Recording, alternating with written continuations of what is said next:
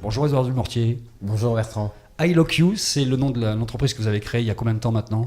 Il y a à peu près un an. En fait, tout est parti d'un constat, d'une anecdote. J'étais en 2007 dans ma voiture, j'écoutais la radio et j'entends parler du lancement d'un nouveau concept de location d'objets entre particuliers. Et je me dis c'est absolument génial. Par contre, à mon sens, je me dis c'est pas de la façon dont ça a été fait qu'il faut le faire. C'est-à-dire qu'on inverse l'offre et la demande en fait dans votre schéma à vous. Exactement, c'est-à-dire qu'en fait, je pars du principe que, admettons que j'ai un besoin, j'ai besoin d'un Karcher pour samedi pour nettoyer ma terrasse, j'ai besoin d'un appareil à raclette parce que j'ai envie de faire une soirée raclette et que j'ai pas d'appareil.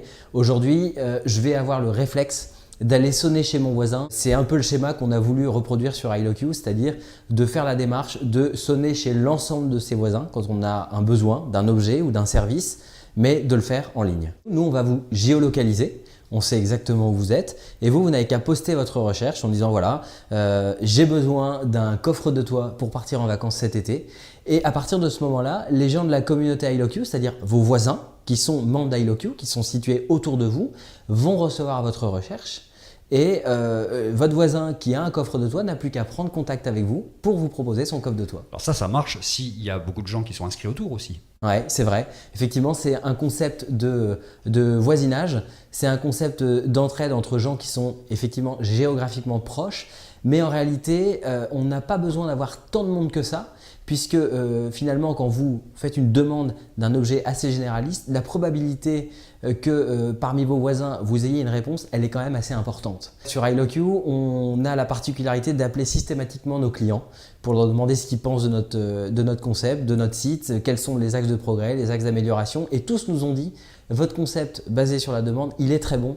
Mais vous comprenez, moi monsieur, j'ai une perceuse, on n'est pas deux comme ça à en avoir une dans le quartier et j'aimerais bien pouvoir mettre en avant ma perceuse. Et donc on a dit à nos clients, on a dit ok, message reçu, on va vous permettre de créer votre boutique et de mettre tous les objets que vous êtes éventuellement prêts à proposer, mais surtout que vous avez envie de mettre en avant. Est-ce que vous êtes tiers de confiance dans les transactions? Oui, absolument, on est tiers de confiance.